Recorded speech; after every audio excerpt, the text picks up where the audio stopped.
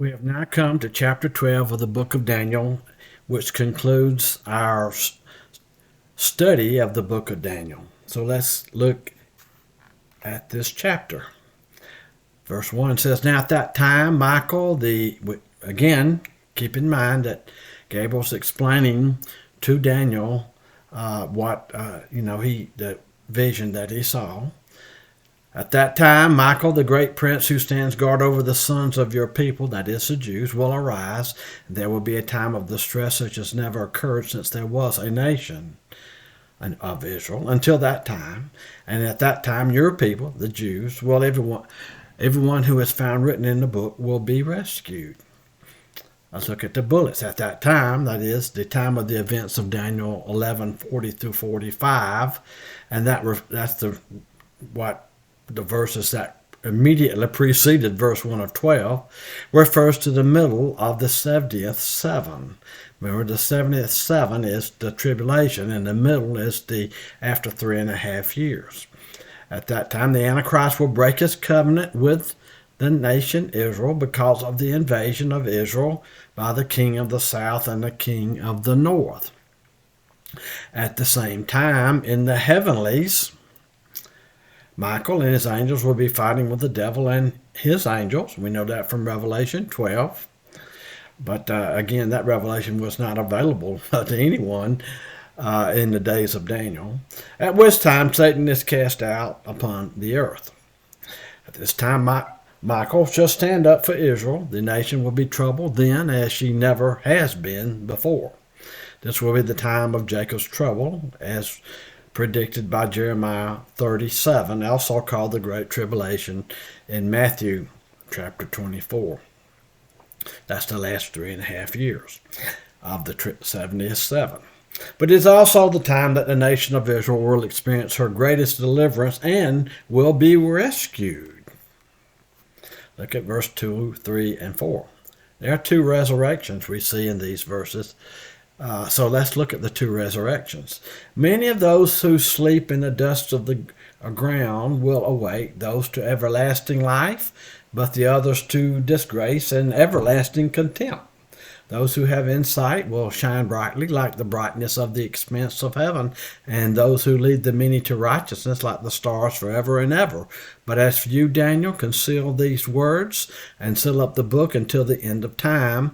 Many will go back and forth, and knowledge will increase. Let's look at the bullets. That many of those Jews who have died during the 70th seven, that is the last 7 years of that is the tribulation period, who will be the resurrected by the second coming of Christ to enter the millennial kingdom of Christ. And so we see that Daniel 12:13 also indicates that Daniel and the saints of the Old Testament period will be resurrected at Christ's second coming as well. Revelation 20, verse 11 through 15, teaches that all the unsaved of all the ages will be resurrected at the great white throne judgment after the 1,000-year millennial kingdom. Not until history continued to unfold would many be able to understand these prophetic revelations, but God indicated that increased understanding of what Daniel had written would come. People today, looking back over history, can see much of the significance of what Daniel predicted. And then we see there are some questions Daniel had concerning this last 3.5 years. We see verse 5. Then I, Daniel, looked, and behold, two others were standing, one on this bank of the river, and the other on that bank of the river. And one of them said to the man dressed in linen, who was above the waters of the river, how long will it be until the end of these wonders? I heard the man dressed in linen who was above the waters of the river as he raised his right hand and left toward heaven and swore by him who lives forever that it would be for a time, times and a half time, and as soon as they finish shattering the power of the holy people, all these events will be completed. As for me, I heard, but I could not understand, so said, My Lord, what will be the outcome of these events? Evidently, look at the bullets. Two other angels were seen by Daniel at this time, one on each side of the Tigris River. One asked the man dressed in linen who was above the waters of the river, "How long will it be until the end of these waters?" The man dressed in linen responded that it would be for a time of times and a half time. This equates to 3.5 years, the last half of the 70th seven. Thus, Israel's power will be broken by the ruthless Antichrist, and then at the end of the Great Tribulation, all these events will be completed. Next, Daniel wanted to know more about the last event of the Great Tribulation, but the one dressed in linen refused to provide further explanation. Verse 9 and 10. He said, "Go your way, Daniel, for these words are concealed and sealed up until the end of time. Many will be purged, purified, and refined, but the wicked will act wickedly, and none of the wicked will understand, but those who have insight will understand." Look at the bullets. The one dressed in linen commanded Daniel to go on in life without further inquiry, for these words are concealed and sealed up until the end time. This revelation was preserved for the duration of the end time. The purpose for preserving for a period of time is that it might have significance at the end of that time.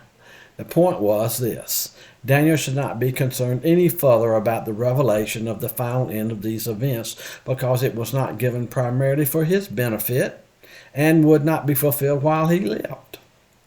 It will be significant to those who will live during its fulfillment at the end of time. This preserved revelation will help them and give them insight into the events of their day. Many Jews will get saved during the Great Tribulation. Those who get saved during the Great Tribulation will understand the revelation given to Daniel. The wicked Jews of that time will not understand it.